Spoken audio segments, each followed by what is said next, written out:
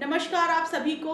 और आज का वीडियो हम एक बहुत ही इम्पॉर्टेंट हाउस के बारे में डिस्कस करेंगे कि ये हमारी ज़िंदगी के अंदर कैसे बड़े बड़े बदलाव लेकर आता है। और जब भी लाइफ में बदलाव आते हैं ना, तो वो इजीली नहीं आते। वो हमको या तो फियर देते हैं कोई ना कोई, या हमको एक अंदर से एक बेचैनी देते हैं, या हो सकता है आपको बहुत खुशियाँ भी दे। ये डिपेंड करता है एक इंडिविजुअल के चार्ट के ऊपर। तो आपकी जन्म पत्रिका का जो ये तीसरा भाव है, थर्ड हाउस, ये इन चीज़ों को दिखाता है कि आपकी लाइफ में कब बदलाव आएंगे, किस परिस्थिति में बदलाव आएंगे, और क्या आप उस बदलाव को झेलने की ताकत रखेंगे या नहीं रखेंगे, या वो बदलाव आपको बहुत पॉजिटिव आपकी लाइफ को आगे मतलब पॉजिटिविटी की तरफ लेके जाएंगे या नेगेटिविटी की तरफ लेके जाएंगे। ये जन्म पत्रिका का तीसरा भाव डिसाइड करेगा। यहाँ पे मैं कुछ प्रैक्टिकल कुछ चार्ट के ऊपर डिस्कस करूंगी जो मैंने लोगों की देखी जब उनका तीसरे घर की महादशा या अंतरदशा चल रही थी, और उनके लाइफ में क्या क्या चेंजेस आए। ऐसे 2-3 चार्ट हम डिस्कस करेंगे।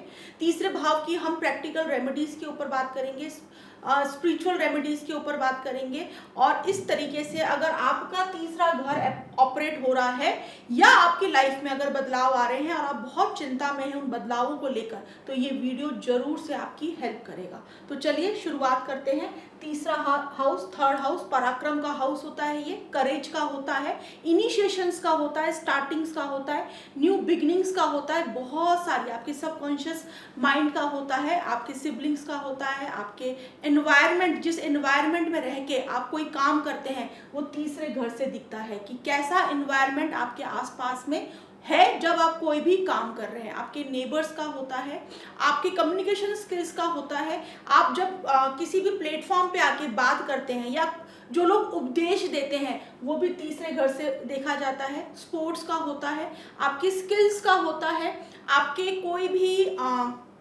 ऐसा काम करना जो आपको कहीं ना कहीं बहुत पसंद है, क्योंकि आपकी हॉबीज का भी हाउस जो है वो तीसरा घर ही है। बहुत इंपॉर्टेंट हाउस है।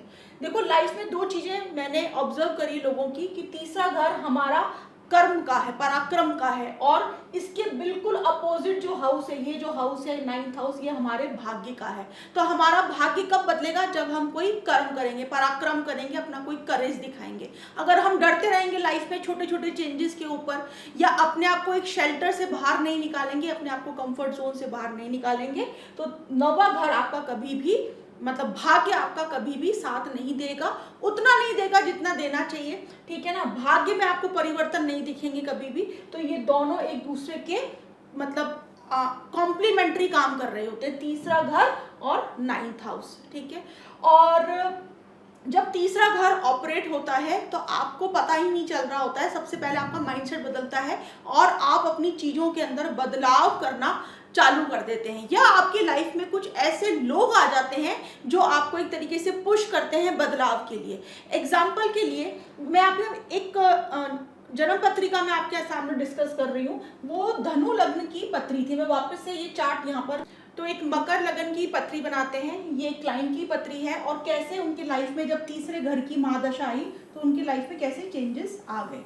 ठीक है? तो ये मकर लगन की पत्री है। 10, 11, 12, 1, 2, 3, 4, 5, 6, 7, 8, 9, और ये यहाँ पे उनका केतु बैठा हुआ है और यहाँ राहु आ गया।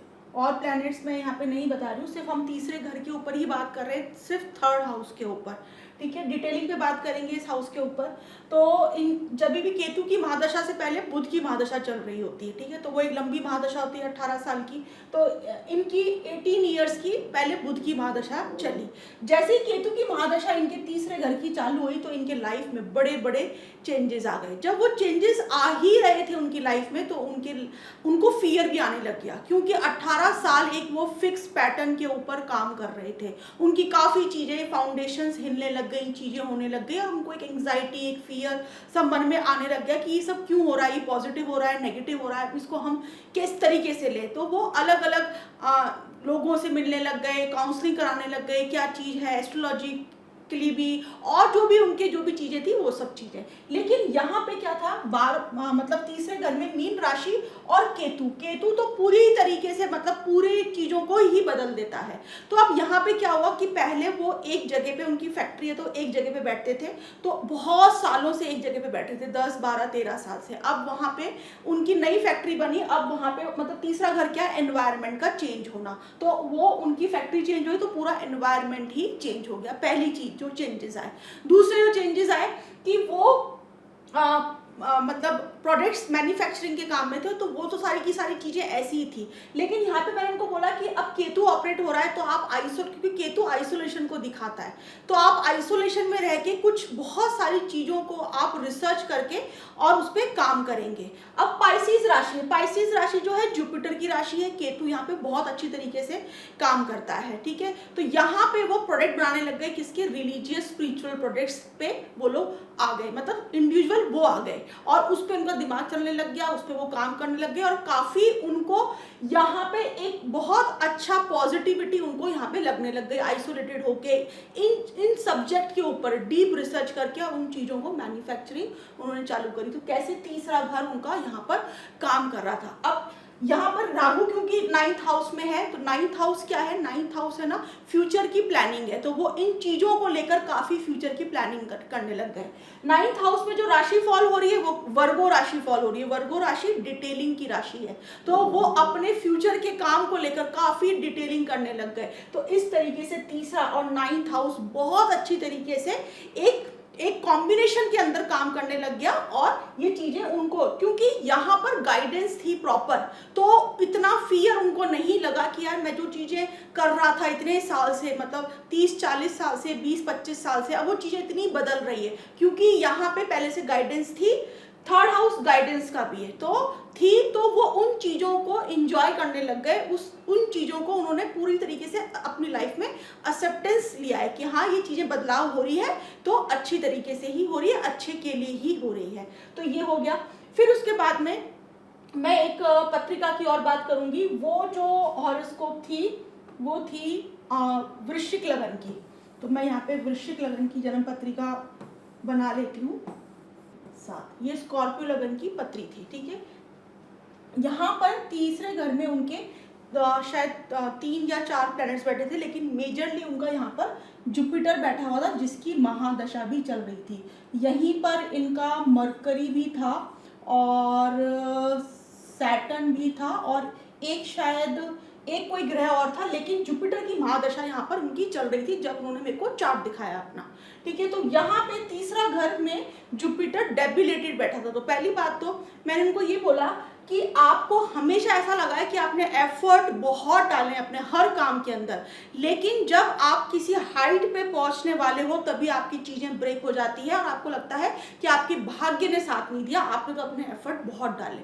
तो बोलते हैं कि मैं बहुत सालों से इस चीज को ही लेके परेशान हूँ, क्योंकि मेरी लाइफ में हर कुछ साल के अंदर 5-6 साल में एक बड़ा डाउनफॉल आता है। मैं हाइट पे जाता हूँ और फिर वहां से मुझे लगता है कि मैं वापस से नीचे आ गया, अब मुझे वापस से सीढ़ियां चढ़नी पड़ेगी। तो ये जो चीजें है ना, अप एंड डाउन लाइफ में जो आते हैं, जिन लोगों के बहुत ज्यादा लाइफ में 3 बार आ गए, 4 बार आ गए, डाउनफॉल हो गया, वो भी तीसरा घर देता है। अब यहाँ पे क्योंकि जुपिटर डेबिलेटेड साइन के अंदर बैठा हुआ है, तो जुपिटर क्या है, भाग्य का कारक है, ठीक है ना। तो भाग्य यहाँ पे उस इंसान को लग रहा था कि मेरा भाग्य मेरा सपोर्ट नहीं करता है और मेरे को बार बार चीजें एफर्ट्स डालने पड़ते हैं। तो ये और महादशा भी यहाँ पे चल रही थी। ऑल्दो मैंने उनको यहाँ पे कई सारी चीजें सजेस्ट करी, रेमेडीज बताई कि कैसे वो जुपिटर को स्ट्रेंथन करें, क्योंकि यहाँ पे मकर राशि बहुत प्रैक्टिकल राशि है। ऐसे लोगों को हर चीज लॉजिक के साथ में चाहिए होती है। तो जब वो मेरे से बात भी कर रहे थे तो वो हर चीज के पीछे लॉजिक ढूंढ रहे थे, मतलब ऐसा करने से क्या होगा, ये रेमेडी करेंगे तो इससे क्या हो जाएगा, मैं तो इतने सालों से ये चीजें कर भी रहा था, पहले भी कर रहा था। तो उनके बहुत सारे क्वेश्चंस थे। तो यहाँ पे खैर काउंसलिंग के टाइम पे उनके वो सारी दिमाग से पैटर्न जो उनका बना हुआ था उसको खत्म करने में मेरे को काफी टाइम लगा, और उनको ये चीज समझानी पड़ी कि भाई ये तुम्हारा चार्ट है, तुमको इस चार्ट के हिसाब से, एनर्जी के हिसाब से ही अपनी चीजों को चेंज करना पड़ेगा, और आपको ये मानना पड़ेगा कि हाँ कहीं ना कहीं मेरे भाग्य के अंदर अड़चने हैं, जिसकी वजह से मैं बार बार मेरी लाइफ में ये चीजें हो रही है। इस इंसान का तीसरा घर है ना, तो मतलब नेटवर्क, सोशल नेटवर्क भी काफ़ी फैला हुआ था। ये इंसान ने मुझे बोला कि एक टाइम पे मेरे एक फ़ोन के ऊपर मेरे मतलब घर बैठ के 10 काम होते थे, लेकिन जब से जुपिटर की महादशा लगी है मेरा एक भी काम नहीं हो पाता यहाँ पे। तो ये क्या चीज़ें चल रही है, क्योंकि जुपिटर शनि की राशि में बैठा हुआ है, शनि 4th हाउस को भी रूल कर रहा था, तो घर को लेके भी इनको काफ़ी प्रॉब्लम आ रही थी। इनके माइंड में एक चीज़ थी कि मेरे को घर चाहिए मंदिर के पास, क्योंकि जुपिटर की महादशा चल रही थी, तो घर के आसपास इनको मंदिर चाहिए था, लेकिन वो मिल नहीं पा रहा था, उसमें भी काफ़ी अड़चने आ रही थी, क्योंकि तीसरा घर काफ़ी ऑब्स्टेकल्स, अड़चने क्रिएट करता है, हार्ड वर्क करना पड़ता है आदमी को उन चीज़ों के लिए। तो यहाँ पे तीसरा घर इस तरीके से भी काम करता है। तो बहुत सारे ऑब्स्टेकल्स, अड़चने, हार्ड वर्क, ये सारी चीज़ें लाइफ में चल रही थी। काउंसलिंग करके उनको काफ़ी चीज़ें मैंने समझाई, बताई कि इस तरीके से आप इस महादशा को आगे अपने फ्यूचर में यूज़ करें। ठीक है, अब हम एक लास्ट जन्म पत्रिका के ऊपर और बात कर लेते हैं, और ये सब चार्ट मतलब रियल के चार्ट हैं, कोई भी मतलब ऐसे बनाए हुए नहीं है। ये धनु लग्न की पत्री है, 10, 11, 12, 1, 2, 3, 4, 5, 6, 7, 8। ठीक है, तो यहाँ पर सैटर्न, क्योंकि अभी जो धनु लग्न वाले हैं या धनु जिनकी राशि है, उनके तीसरे घर में मतलब शनि का गोचर चल रहा है। ठीक है, क्योंकि कुंभ राशि में शनि गोचर कर रहे हैं, तो तीसरे घर से धनु लग्न वालों का निकल रहा है। तो इनके भी शनि की अंतरदशा चल रही थी, महादशा के अंदर शनि की अंतरदशा। तो शनि की अंतरदशा भी लंबी आती है और शनि का गोचर भी यहाँ पे 3 साल का हो गया। तो तीसरे घर की जैसे ही इनका एक्टिव हुआ, तो सारी चीजें ये लोग बदलाव अपनी काम के अंदर करने लगे, छोटे छोटे। इवन अपनी वेबसाइट के अंदर इन्होंने बदलाव किया, अपने ये क्योंकि सोशल मीडिया के काम के अंदर, तो इन्होंने प्रोफाइल को चेंज करना चालू कर दिया, उसके अंदर छोटी छोटी डिटेलिंग चालू कर दी काम करने की, उसमें से कमियां निकालना स्टार्ट कर दिया, उसमें अच्छा कंटेंट डालना चालू कर दिया। उन्होंने काफ़ी रिसर्च करना चालू करा, छोटे छोटे छोटे चेंजेस के ऊपर वो ध्यान देने लग गए। उन्होंने यहाँ पे जो बहुत पहले से उनके लिए जो काम कर रहे थे उन लोगों को भी बदला, नए लोग यहाँ पर आए। जो लोग आए वो कुछ मतलब इंटरसिटी, मतलब अगर आप सपोज आप दिल्ली में हैं तो कोई फरीदाबाद से आ जाए या कोई गुड़गांव से आ जाए, इस तरीके के जो चेंजेस होते हैं, तो ऐसे लोग इनकी लाइफ में आए और इन्होंने छोटे लेवल से लेकर बड़े लेवल तक जितने भी बदलाव ये कर सकते थे, ये करते चले गए, और इसकी वजह से इनकी लाइफ में बहुत सारे पॉजिटिव चेंजेस आए। लेकिन जब ये बदलाव हो रहे थे ना, उस वक्त मन में बहुत सारा फियर था कि पता नहीं इतने चेंजेस कर रहे हैं, ये इतने आइडियाज़ लगा रहे हैं, इतनी सारी रिसर्च कर रहे हैं, क्या ये चीज़ें पॉजिटिव मेरी लाइफ में रहेगी या नहीं रहेगी। देखिए, ये सोचना तो बहुत मतलब एक कॉमन चीज़ है कि हर किसी के दिमाग में आएगी, लेकिन जब भी आप बदलाव कर रहे हैं तो डरिए मत, आप फियर में मत आइए। अगर कुछ भी नहीं होगा तो आपको सीखने को बहुत कुछ मिलेगा, क्योंकि तीसरा घर आपको प्रैक्टिकल लेवल पे बहुत चीज़ें लर्न करा के जाता है। आप सीख जाते हैं इतनी चीज़ें, उसके बाद में ना दुनिया के सामने आप कभी हार ही नहीं सकते। ये वो तीसरा घर की ताकत है। तो उन्होंने पॉजिटिवली उन बदलावों को महसूस किया, उनको एक्सेप्ट किया और वो बदलाव करते हैं और उनकी लाइफ में काफ़ी ग्रोथ भी आई। तो ये तीसरे घर का, क्योंकि अंतरदशा भी चल रही थी और गोचर भी चल रहा था, तो ट्रांजिट में भी वो प्लैनेट एक्टिव था और अंतरदशा में भी प्लैनेट वो एक्टिव था। तो तीसरे घर में बहुत चेंजेस। तीसरा घर यात्राएं हैं, तो इन्होंने यात्राएं मतलब ट्रैवल कर करके भी अपने काम को काफ़ी हद तक बढ़ाया। ट्रैवल कर करके लोग भी इनसे काफ़ी मिलने आए, मतलब इनके काम की वजह से। तो ये सारी चीज़ें यहाँ पर होती चली गई, बहुत इनको पब्लिक का सपोर्ट मिला, चीज़ें हुई। तो ये चीज़ें कहीं ना कहीं धनु लग्न वालों के लिए पॉजिटिव रही, क्योंकि दोनों टाइम चल रहा था। अब यहाँ पे छोटी छोटी सी हम बातें लेते हैं तीसरे घर की, कि लोग बाग जब भी किसी को पत्रिका दिखाते हैं अपनी, तो हमेशा ये पूछते हैं कि भाई हमारे भाग्य में क्या लिखा है। ठीक है ना, तो भाग्य को तो सब जानना चाहते हैं कि मेरे भाग्य में क्या लिखा है, तो उस क्यूरियोसिटी के साथ ही आप किसी एस्ट्रोलॉजर के पास में जाते हो। लेकिन आपका माइंडसेट ये होना चाहिए कि आप ये पूछें, ये मेरा मानना है, मैं किसी के माइंडसेट को यहाँ पे पॉजिटिव या नेगेटिव नहीं बोल रही। इतने सारे चार्ट एनालिसिस के बाद में मुझे ये चीज़ें धीरे धीरे छोटी छोटी समझ में आई है, जो मैं आपके साथ में शेयर कर रही हूँ। ठीक है, तो ऐसा हमको सोचना चाहिए कि हम ये पूछें कि हम ऐसा क्या काम करें जिसकी वजह से हमारा भाग्य बदले, बजाय कि हमारे भाग्य में क्या लिखा है, क्या लिखा है, क्या लिखा है, उसी को किसी ने कुछ बोल दिया, फिर आप किसी के पास गए, उसको उसने आपको वो ऐड कर दिया नया, फिर आप तीसरे के पास में गए, उसने किसी ने अच्छा बोला, किसी ने नेगेटिव बोला। अब अच्छा पॉजिटिव में नेगेटिव में आप बस अपने दिमाग में ही एक ख्यालों में डूबे हुए हैं। अरे मेरे को उस एस्ट्रोलॉजर ने ना ऐसे बोला था कि तुम्हारे तो राजी हो गए, अरे उस एस्ट्रोलॉजर ने बोला था इस टाइम पे तो तुम्हारी ना मतलब एक्सीडेंट के योग बने हुए हैं, उस एस्ट्रोलॉजर ने बोला था कि तुम्हारी वाइफ बहुत सुंदर आएगी, उसने ऐसे बोला था। तो आप सिर्फ अपने ही दिमाग में एक ख्याली पुलाव बना रहे हैं, ऐसा होगा मेरे भाग्य में, ऐसा है मेरे भाग्य में। लेकिन इसके अपोजिट होना चाहिए कि आपको ये पूछना चाहिए कि मुझे ये बताओ कि मेरा भाग्य कैसे बदल सकता है, कि मैं ऐसा क्या काम करूं जिससे, तो ये जो तीसरा घर है ना, ये बताएगा कि आप कौन सा काम करें जिससे आपका ये 9th हाउस बदल जाए। तो ये बहुत इंपॉर्टेंट क्वेश्चन है। तो ये सारी चीजें, क्योंकि तीसरा घर को मैंने सिर्फ इसलिए लिया क्योंकि एक जो फियर, एंग्जाइटी, एक पास्ट प्रेजेंट फ्यूचर को लेके जो हर किसी की लाइफ में चल रही होती है ना, वो बहुत हद तक क्लियर करता है तीसरा भाव। क्योंकि ये है ना, अगर यहाँ पे मैलेफिक बहुत बैठे हुए हैं, शनि, मंगल, राहु, केतु, तो ये जब भी इसकी दशा अंतरदशा आएगी ना, तो आदमी को हिला देगी। जो चेंजेस आएंगे ना, वो बड़े हार्डशिप्स के साथ में आएंगे। आपको कोई ट्रांसफर कर दिया ऐसी जगह पे जो बहुत ही मतलब आइसोलेटेड पे जगह पे है, आपको बहुत ट्रैवल करना पड़ रहा है, ट्रैवलिंग के टाइम पे आपको काफ़ी अड़चने, प्रॉब्लम, परेशानियाँ आपको आ रही है, आपको अच्छा नहीं लग रहा है इतना ज़्यादा, आप बहुत नेगेटिव हो गए हो, आपके इन्वायरमेंट में ऐसे लोग आ गए हैं, क्योंकि तीसरा का इन्वायरमेंट है, ऐसे लोग आ गए हैं जो जिनको आप पसंद नहीं करते हो। तो ये तीसरा घर हो गया। आपका रेजिडेंस चेंज हो गया, आपकी पोस्ट चेंज हो गई, आपका ऑफिस के अंदर आपकी सीट चेंज हो गई, ठीक है ना। तो ये सारा तीसरा घर है। अगर मैलेफिक है तो वो चेंजेस जो है वो मतलब परेशानी के साथ में आएंगे। लेकिन तीसरे घर में अगर मैलेफिक है तो वो इंसान उन नेगेटिव चेंजेस को भी हंसी हंसी करेगा, उसको वो, क्योंकि वो ताकत दे रहा है आपको वहाँ पे बैठ के। मैलेफिक वो आपको बोलेगा नहीं सुबह रोज की, नहीं खड़ा हो अपना काम कर, खड़ा हो अपना काम कर। तो ये मैलेफिक काम करते हैं। अगर इसके विपरीत हम जाएं, अगर यहाँ पे बहुत शुभ ग्रह बैठे हुए हैं, तो शुभ ग्रह यहाँ पे अगर बहुत बैठे हुए हैं तो आदमी को आलसी बना देते हैं। उसको एक ही ढर्रे पे काम करना पसंद आता है, उसको बदलाव अच्छे नहीं लगते, और जैसे उसकी लाइफ में बदलाव आते हैं ना, वो इंसान बहुत चिड़चिड़ा हो जाता है, गुस्से में आ जाता है, उसको अच्छा नहीं लगता, लोगों को गालियाँ देना स्टार्ट कर देता है अगर यहाँ पे, क्योंकि उसको आराम की जिंदगी पसंद आने लग गई है।